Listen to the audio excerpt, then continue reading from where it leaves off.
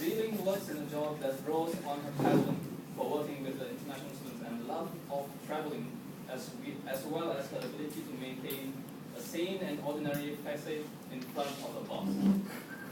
The avid Toastmasters that she is grateful for the opportunity it provides her to speak without having to worry about stepping on toes and revealing what she really does at work.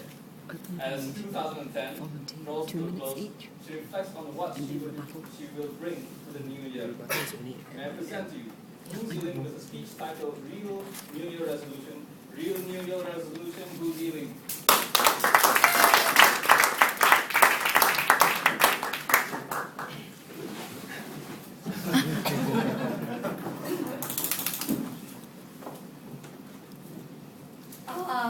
My friends, it's that time of the year again, the end of the year.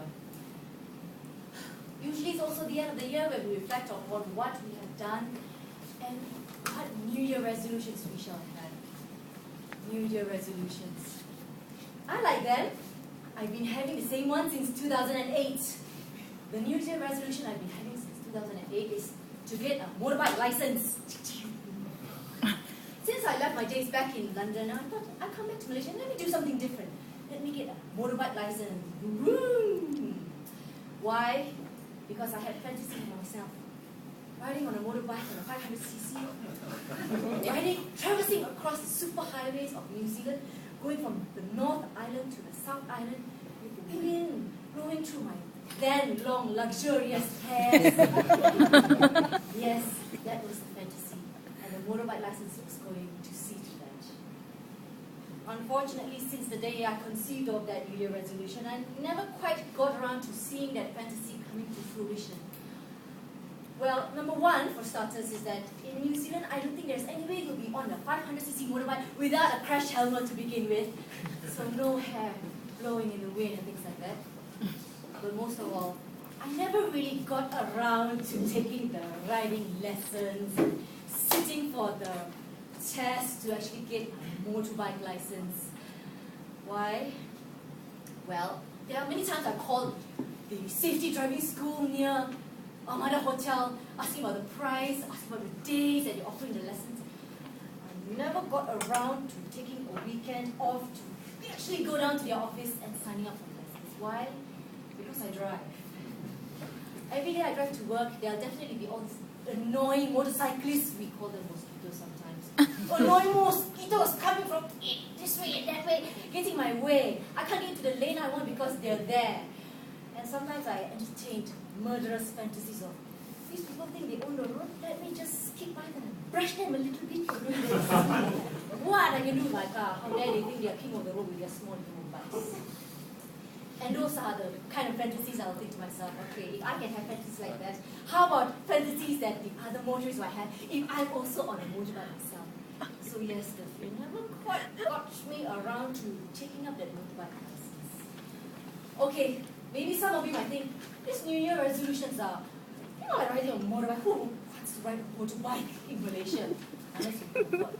Anyway, so yes, they are kind of unrealistic, I suppose. It's not a kind of common New Year resolution that people actually want to go out creating a list for or actually go around achieving it. Okay. Well, let's talk about more common New Year resolutions then. Some of the more common ones, I'm sure that you are all quite acquainted with. Some of you might actually have thought about getting around to these New Year resolutions. Things like losing weight, making more money, spend less time at work, quit smoking, quit drinking, help others by voluntary or social work, and the list goes on. Well, I don't know how many of you actually get around to fulfilling these New Year resolutions, but, well, the experts so-called say that New Year resolutions like these are often very hard to achieve. Number one, you're unrealistic. Let's say, for example, you have a New Year resolution of you want to win the next American Idol contest, for example, but then your voice when you sing sounds like nails dragging across the blackboard. That kind of New Year resolution is not this. It ain't gonna happen.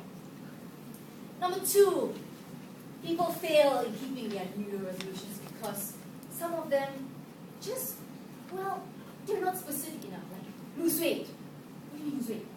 How much? Like 10 pounds? 20 pounds? 30 pounds? Or other resolutions like, make more money. What do you mean make more money? How much more money you want to make? How much money you want to make a year? A month? What? You know, it's not specific enough, they say. Well, I have another view to this. See, when you really look into these New Year resolutions, right, it's not because they're unrealistic or they're not achievable, they're not measurable, things like that. You know, when you think about it, right, some of the New Year resolutions we actually go about creating for ourselves, actually, they talk about deprivation. They talk about denying the fundamental truths about ourselves. Okay, take for example the most popular New Year resolution. Okay? Lose weight. Come on, when you talk about lose weight, you actually talk about depriving yourself of all the delicious food fare in Malaysia. Come on, that's deprivation. And how about spend less time at work? The fundamental truth about life is you need to earn a living unless you think you can actually survive on clean, fresh air. Spend less time at work? Or spend more time with family. Yes, but without a job, how are you going to get that time to spend with money? How are you going to get the money to take them out for outings and shopping and things like that? Honestly. These New Year resolutions talk about denying the very essence of yourself that you're meant to do. Exercise more. That means less sleep. You better wake up at 5:30 in the morning so you can go running, so you can exercise more. Go to the gym, less time again to sleep, less time again in front of the TV, less time with friends, less time with going out, less time with Toastmasters meeting. It's not about depriving yourself. That's why these New Year resolutions are so unattractive. Right. So ladies and gentlemen, this is why we always fail at keeping or achieving the New Year resolutions we always create for ourselves. I mean, you know what? Let's for once think about real resolutions. Real resolutions, real things we can actually keep at. Number one, gain weight. Most of us do that. Gain weight. Now, let's see. How many? At least 10 pounds. 20 pounds? 30 pounds? Most of us don't have any problems achieving that. So why don't we create resolutions like of ourselves? We are going to eat, so we might as well just do it anyway, and then take it off our list. Yeah, done. Yeah, 50 pounds. Yeah, done. Really, those are things that we actually do. So why not we just put it on our list anyway? And then at the end of the year, I did it. Next thing, right? Spend more time at work. Come on, people. Since you graduated from your college or university, you've been working. And since then, have you actually been able to keep to a time? 9 to 5 or 8 to 6, whatever your hours? No. Do you? No.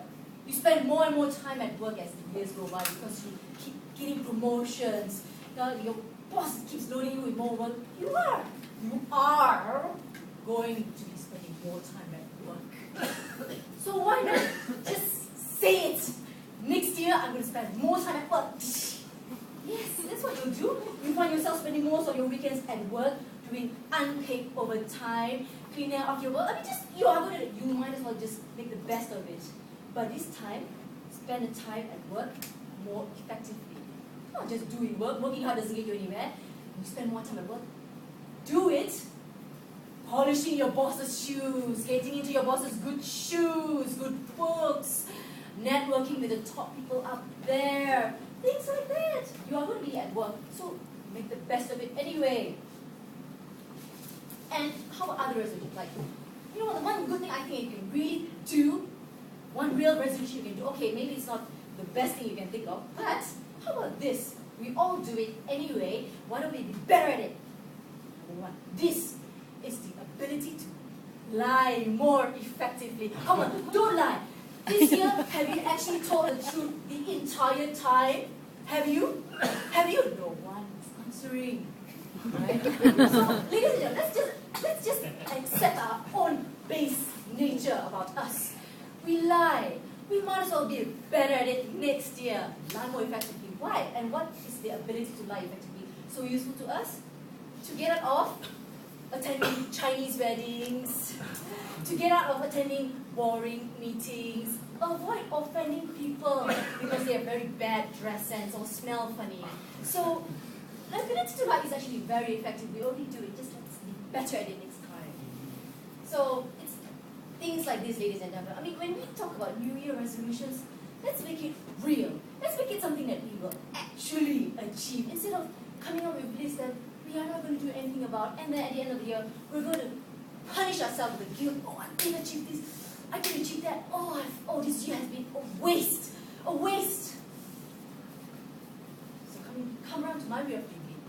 Come up with real resolutions. Alright. Anyway, it's the end of the year, right? So there are some good points, I suppose, about there being the year end, which is it gives you the opportunity to reflect on what has gone by and actually believe that there is a chance you can do better next year. So, well, ladies and gentlemen, why should we bother so much about this? In the words of the famous American comedian Joey Adams, may all your troubles last as long as your New Year resolution. So, guys, let's live it up to the best that we can. Back to you, Toastmasters.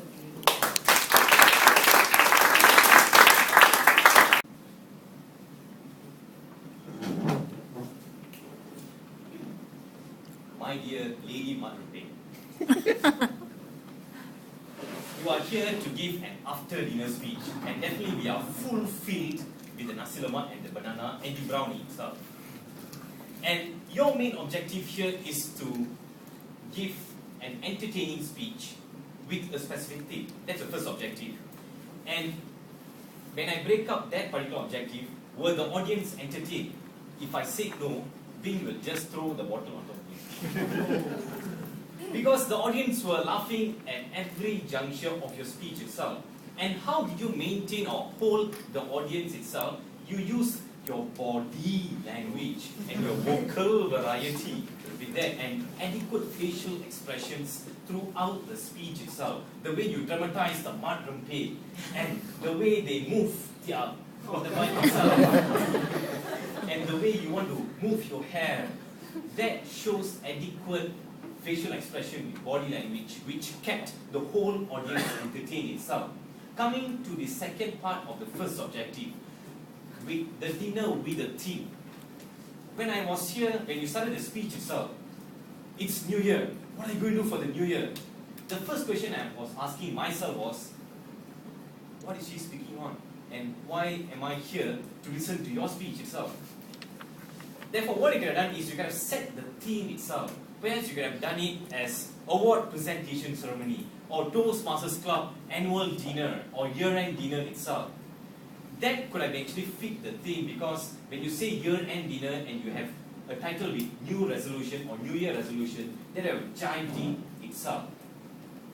Coming to your second objective, which how adequate you learned objectives from your previous speeches. One of it was, of course, to dramatize the speech, and you had well done on that by having vocal variety and body language. Next one is, how well did you included anecdotes and stories and jokes in your story? Of course, you started with the story, or rather than I'm seeing passion itself, to have a motorcycle license. That was adequate. Coming after that, I was wondering, what are you going to say? Because as a speech, you need to have a destination. Therefore, I was wondering, what are you trying to tell us? Because you were trying to say, what are the mistakes that people make in New Year resolution? Or how to make New Year resolutions very much easier. Then I wonder, you are going in Nanjing Junction, at Nanjing Junction you are turning left, Nanjing Junction you are turning right. Therefore, when are you going to go straight and reach the destination? Or what is your destination itself? Perhaps what I could have done is, like I said, I'm here to tell you about what are the common mistakes that people make in New Year resolution, and you can adopt it or support it with your own personal experiences. Perhaps through that you have jived in people's hearts itself. Therefore, what I can say is, sustain your strength, your dramatization and your vocal variety, and make it a resolution to make clear theme, stage setting and a proper destination, which is message itself, and trust me, that will be your New Year's best speech. Back to you.